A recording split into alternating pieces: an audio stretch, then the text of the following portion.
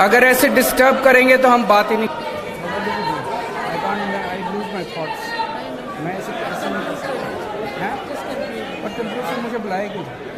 अगर मुझे कंक्लूड ही करना सुनना ही नहीं है तो मुझे बुलाए किस लिए? आप तो चुप करा सकते हैं। आपकी सुनेंगे, इधर वाले की सुनेंगे। नहीं, ये तो तभी उठ रहे हैं जब वो उठ रहे हैं।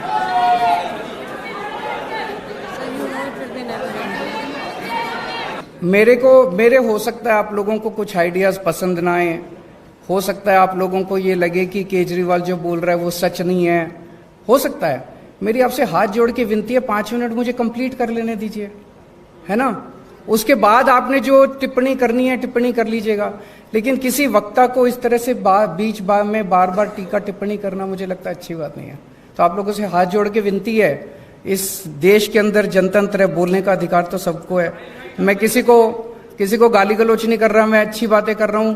पसंद आए तो ठीक है, नहीं पसंद आए तो ना सही। मंच पे मौजूद दिल्ली के उपराज्यपाल महोदय श्री विनय कुमार सक्सेना जी, मंच पे मौजूद दिल्ली के शिक्षा मंत्री आतिशी जी, दिल्ली के स्पीकर साहब Ramniwas Goyal ji, honourable member of parliament Shri Gautam Gambhir ji, MLA इस एरिया के ओपी शर्मा जी, और यहाँ पे ऑडिटोरियम में अभी बहुत सारे एमएलएस बैठे हुए हैं, यहाँ के वाइस चांसलर साहब डॉक्टर महेश वर्मा जी, अन्य सभी अधिकारीगण, डीन्स, वेरियस अथॉरिटीज़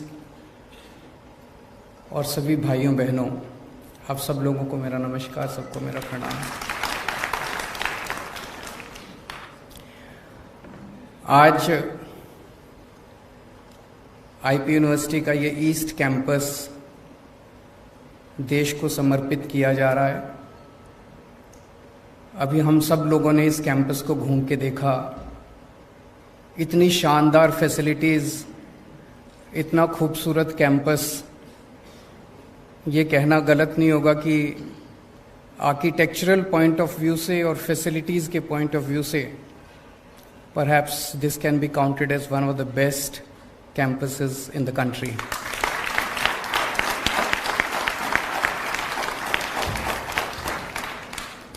इसके लिए मैं पूरे देश को बधाई देता हूं, क्योंकि पूरे देश भर से यहाँ बच्चे पढ़ने आएंगे। दिल्ली के लोगों को बधाई देता हूं, इतनी शानदार यूनिवर्सिटी कैंपस बन के तैयार हुआ, और ख़ास तौर से ईस्ट दिल्ली के लोगों को बधाई देता हूं। ईस्ट दिल्ली में इस किस्म की यूनिवर्सिटी या कैंपस नहीं था। सब लोगों को मैं बहुत बहुत बधाई देता हूं। ओपी शर्मा जी को बधाई देता हूं, उनकी विधानसभा में ये कैंपस तैयार हुआ। इस तरह की यूनिवर्सिटी जब बनती है, यहाँ पे 2500 बच्चे पढ़ेंगे लगभग, इसकी कैपेसिटी 2500 बच्चे होंगे। इस तरह की जब यूनिवर्सिटी बनती है तो आसपास की अर्थव्यवस्था को भी बहुत ज़्यादा फ़ायदा होता है। बच्चे आएंगे, रहेंगे, हॉस्टल में रहेंगे, खूब सारी आसपास दुकानें खुलेंगी, कई लोगों को रोज़गार मिलेगा। इसका जो कास्केडिंग इफेक्ट है वो बहुत ज़्यादा होता है। तो इस पर्टिकुलर विधानसभा को अर्थव्यवस्था के पॉइंट ऑफ व्यू से बहुत ज़्यादा फ़ायदा होगा। जैसे अभी मेरी कुलीग आतिशी जी ने बताया कि दिल्ली में शिक्षा के क्षेत्र में पिछले 7-8 सालों में काफ़ी ज़्यादा बदलाव आए हैं। एक तरह से पहले हमारे देश के अंदर एक तरह से 2 किस्म का शिक्षा व्यवस्था है, एक सरकारी स्कूल होते हैं, एक प्राइवेट स्कूल होते हैं। अगर आपके पास पैसा है तो आप अपने बच्चे को प्राइवेट में भेजते हो, अगर आपके पास पैसा नहीं है, गरीब हो, रिक्शा वाले हो, मजदूर हो, तो आप अपने बच्चे को मजबूरी में सरकारी स्कूलों में भेजा करते थे। सरकारी स्कूलों में पढ़ाई बहुत ख़राब होती थी, लेकिन पिछले 7-8 साल में सरकारी स्कूलों में बहुत बड़ा बदलाव आया है, जो नतीजों से भी दिखाई देता है और इंफ्रास्ट्रक्चर से भी दिखाई देता है। वो एक सेक्टर था स्कूली शिक्षा, और फिर स्कूल के बाद 12वीं के ऊपर वाली शिक्षा। तो 12वीं तक की शिक्षा में तो हमने एक तरह से दिल्ली में एक मॉडल तैयार कर दिया, एक तरह से एक सिस्टम तैयार कर दिया। भाई अब दिल्ली के सरकारी स्कूल बहुत अच्छे कर दिए, नतीजे भी 97। कोई बात नहीं, बाद में बोल लेना। हाथ जोड़ के।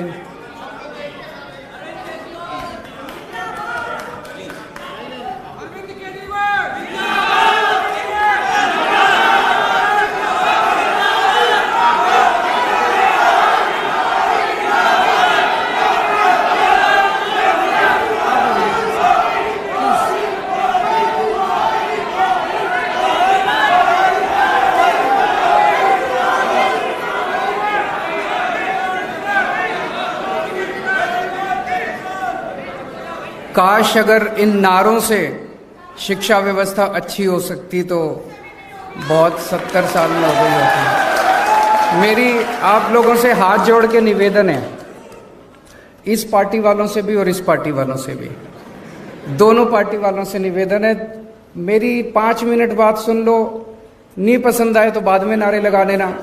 एक बार बोल तो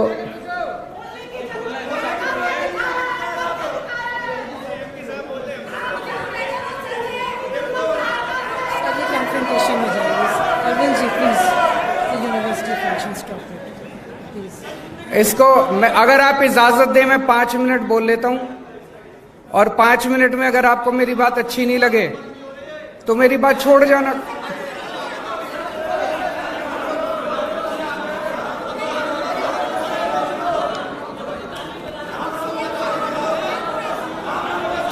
एक मिनट, अब बैठ जाओ, सब लोग बैठ जाओ, सब लोग बैठ जाओ, बैठ जाओ, सब लोग बैठ जाओ, बैठ जाओ, सब लोग बैठ जाओ, सब लोग बैठ जाओ। तो एक तरह से 12वीं तक अपने पास अब एक सिस्टम है, अगर आपके पास पैसे नहीं भी हैं तो आपको अच्छी शिक्षा मिलेगी, आप सरकारी स्कूल में भेज दो, आपके बच्चे को अच्छी शिक्षा मिलेगी। अब अपने को 12वीं के बाद की शिक्षा के ऊपर ध्यान देने की जरूरत है। दिल्ली में हर साल लगभग 2.5 लाख बच्चे 12वीं पास करते हैं। इसमें से लगभग 1.5 लाख बच्चे सरकारी स्कूलों से निकलते हैं, 1 लाख बच्चे प्राइवेट स्कूलों से निकलते हैं। जब हमने जिम्मेदारी संभाली थी 2015 में, तो उस वक्त 12वीं के बाद सारे कॉलेजेस मिला के, और डीयू का भी एक स्टेटिस्टिक्स लिया गया, डीयू में जैसे जो दिल्ली सरकार की यूनिवर्सिटीज हैं उनमें तो 85% सीट जो हैं वो दिल्ली के बच्चों के लिए रिजर्व हैं, लेकिन डीयू के अंदर सीटें रिजर्व नहीं है। तो एक एस्टीमेट बनाया गया भी दिल्ली के बच्चों को कितने एडमिशन होते हैं दिल्ली यूनिवर्सिटी में, वो सारा मिला लिया जाए तो एक रफ एस्टीमेट ये है कि 2.5 लाख में से 1.1 लाख बच्चों के लिए दिल्ली में सीट अवेलेबल थी। तो एक तरह से 1.4 लाख बच्चों का डेफिसिट था। पिछले 7-8 साल के बाद अंदर ये 1.1 लाख से हम इसको 1.5 लाख तक ले जा पाए हैं। आज 1.5 लाख बच्चों के लिए 12वीं के बाद सीट अवेलेबल है, अभी भी 1 लाख का डेफिसिट है, हमें अभी 1 लाख और बच्चों के लिए सीट्स क्रिएट करने की जरूरत है। लेकिन सबसे बड़ी इशू उठता है और वो ये है कि पढ़ने लिख के बाद भी अगर नौकरी नहीं मिले तो फिर एक मन में प्रश्न तो उठता है कि क्या शिक्षा सार्थक थी जो हमने पढ़ाई लिखाई की, अपर एजुकेशन। आज सबसे इंपॉर्टेंट चीज एक युवा के सामने यही है, jobs jobs jobs and jobs. अगर जॉब्स नहीं मिलेंगे, पढ़े लिखे हाथ में डिग्री लेके घूमने से कोई फायदा नहीं है। और ये सारा सिस्टम 1830 ईस्वी में मैकॉले ने बनाया था।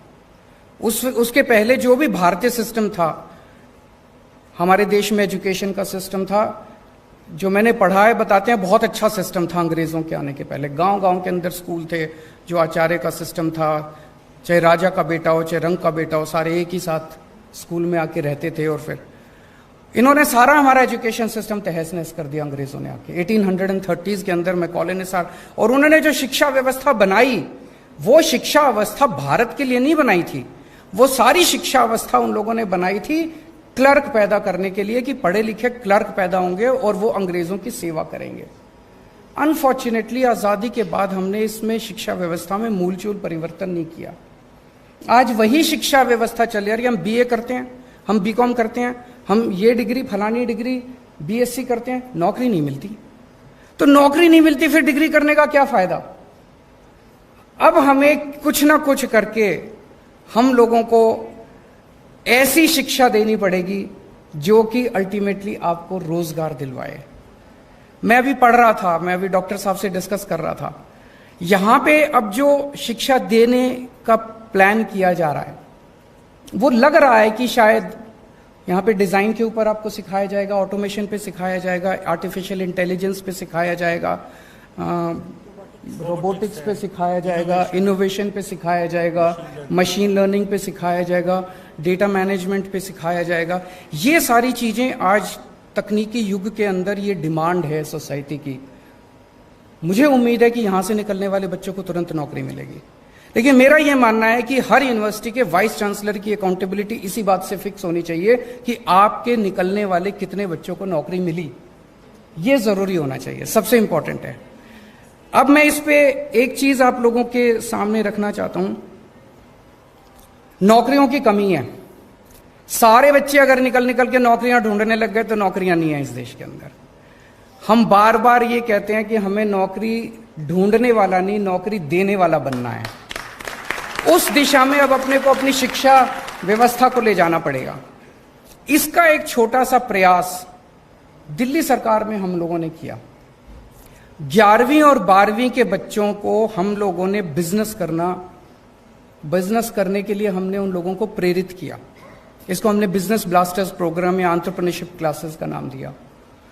इसमें क्या करते हैं कि एक बच्चे को 2000 रुपए देते हैं, 11वीं और 12वीं के बच्चों को 2000 रुपए देते हैं और उनको कहते हैं इस 2000 रुपए से बिजनेस करो। तो सुनने में बड़ा अटपटा लगता है, आप लोगों को भी लगता होगा, पर शुरू में मनीष जी और आतिशी जी ने जब इस पूरे प्रोग्राम को कंसीव किया, मुझे भी लगा यार पता नहीं क्या 2000 रुपए में क्या बिजनेस होगा। उसमें वो क्या कर सकते हैं, बच्चे इकट्ठे होते हैं, 4 बच्चे, 10 बच्चे, 15 बच्चे, वो टीम बनाते हैं। तो 15 बच्चे आए, 15 बच्चों ने अपने 2-2000 रुपए डाले, वो 30,000 रुपए हो गए। वो 30,000 रुपए से फिर 1 मिनट मैडम,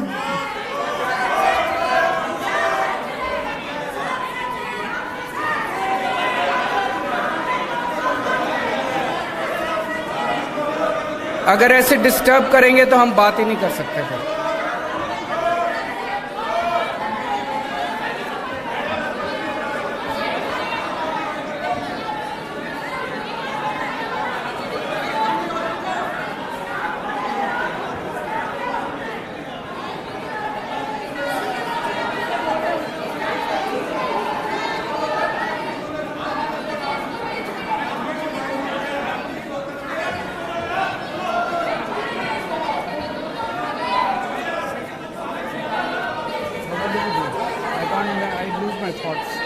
मैं ऐसे कैसे नहीं कर सकता है, पर कंक्लूड से मुझे बुलाएगी।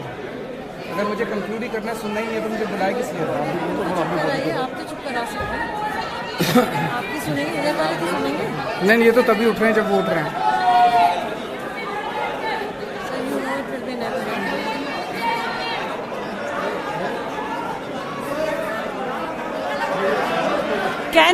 Can we hear what sir has to say, please? Can we hear what sir has to say? Please stop. मेरे हो सकता है आप लोगों को कुछ आइडियाज पसंद ना आए, हो सकता है आप लोगों को ये लगे कि केजरीवाल जो बोल रहा है वो सच नहीं है, हो सकता है। मेरी आपसे हाथ जोड़ के विनती है, 5 मिनट मुझे कंप्लीट कर लेने दीजिए, है ना। उसके बाद आपने जो टिप्पणी करनी है टिप्पणी कर लीजिएगा, लेकिन किसी वक्ता को इस तरह से बीच में बार बार टीका टिप्पणी करना मुझे लगता है अच्छी बात नहीं है। तो आप लोगों से हाथ जोड़ के विनती है, इस देश के अंदर जनतंत्र है, बोलने का अधिकार तो सबको है। मैं किसी को गाली गलौच नहीं कर रहा, मैं अच्छी बातें कर रहा हूं। पसंद आए तो ठीक है, नहीं पसंद आए तो ना सही। 1 मिनट, नहीं 1 मिनट, बस।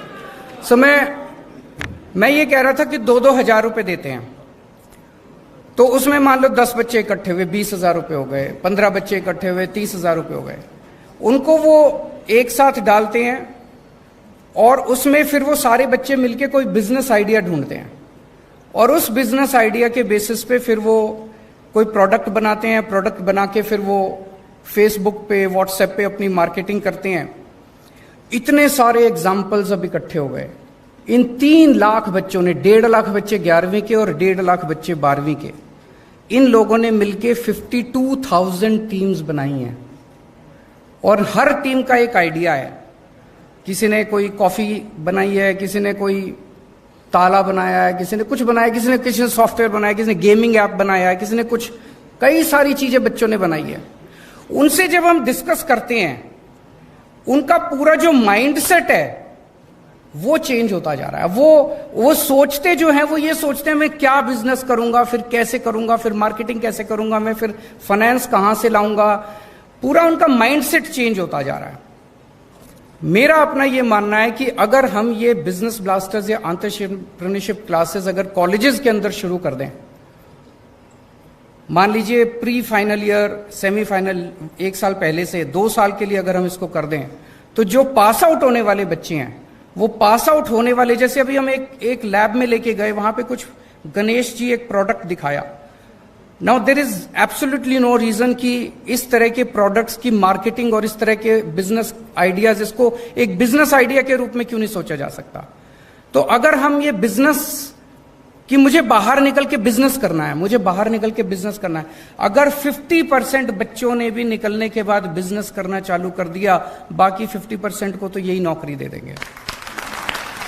मुझे लगता है अब हमें इसी दिशा के अंदर जाना पड़ेगा।